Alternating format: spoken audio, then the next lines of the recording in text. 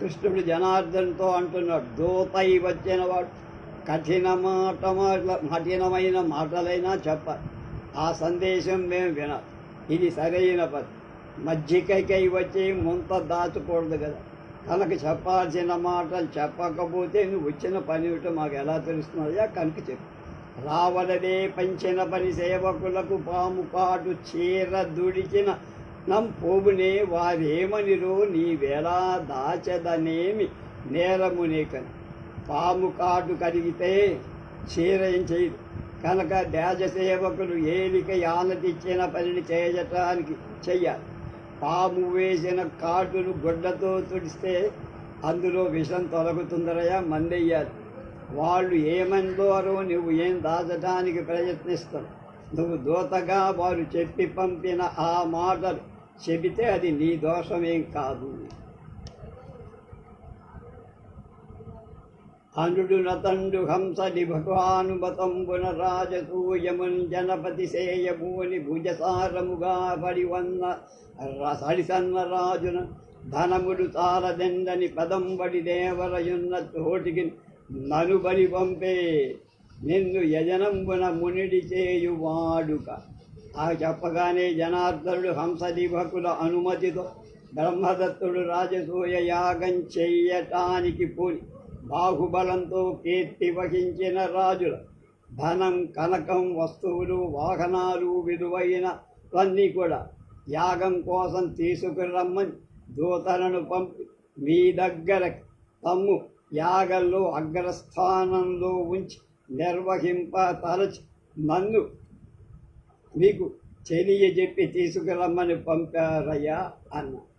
అప్పుడా హంసనివకులిట్టనిది మనకు లవణం వింతేని అడుగు యాదవులచే వేగగ రమ్మను సౌరి నియాగము నావుడన్ పతి పూనితి దేవదేవా యాదవులకు మనకు ఎంత లవణం కావా అంతా తెందని కోరము.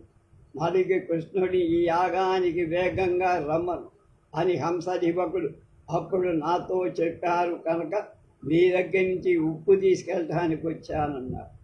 అనుటయు వాసుదేవుడు రోసంబులకు మూలంబైన హాసంబు చేసి ఇలా అన్నారు. రాజసూయకర్త బ్రహ్మదత్తుండట్టే రభసమెసగ హంసనివకులట్టే చేయుబంతు వారు చెల్లబూ లవణంబు మోసువాడ కాక మురబిరు. అలా ఎంత ఆశ్చర్యంగా బ్రహ్మదత్తుడు రాజసూయం చేస్తున్నాడు. హంసనివకులు ఆటాటోపం అతిశయంగా యాగ కార్యానికి నిన్ను పంపారా. వాది వాళ్ళకే తగు. కానీ మురుని వధించిన కృష్ణుడనైన ఉప్పు మోసేవాడనుకున్నారా? ఉప్పు బస్తాలు మోసేవాడనుకున్నారా?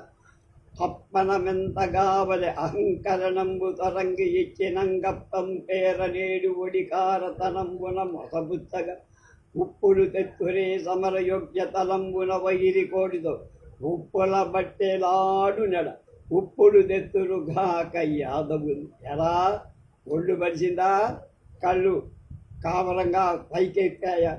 గర్వం వదిలి ఇవ్వడానికి సిద్ధమైన లవణము ఎంత కావాలరా? మాటల నేర్పుతో నిన్ను నెపంగా మోసపుచ్చటానికి ప్రయత్నిస్తే లవణం తెస్తారా? యాదవులు యుద్ధరంగంలో శత్రువుల మొత్తంలో ఉప్పన బట్టి ఆడతారు తప్ప లవణాన్ని ఎప్పుడు తీసుకురారు అన్నారు. అని పలికి యాదవలోకంబునాలోకించి కలరా ఇంతకు ముందు యాదవులు కప్పంబు తెప్పింపగా గలరా రాజులు గాజులందడవుగా కల్పించిరా ఆకులంగల కంఠంబుల చేసిన కటకట గౌరీపరుండేమిగా కలవారు ఇత మీద హంసదివకులు గర్వాంధకారం. ఇంతకు ముందు యాదవుల నుంచి కప్పం తెప్పించుకున్న చక్రవర్తులు ఎవరైనా ఉన్నారా స్వామి? మన సభలో అడిగారు. యాదవులకు గాజులను ఆభరణంగా ధరించున్నారా? శక్తి లేనం అనుకున్నారా? ఆ పరమశివుడు కాకులను నెమిళ్లనుగా విర్రవీగుతున్నట్టుగా సృష్టించాడా? వాడు పొగరని చీకట్లో కన్ను కానక ప్రవర్తించి కర్తవ్యం తెలియక ఇంక మీదట ఎలాంటి దుర్దశను ఎదుర్కొంటారు కదా అన్నారు. అనుటవు యాదవుడు తమలోన ఏం చెప్పారో రేపు తెలుస్తుంది.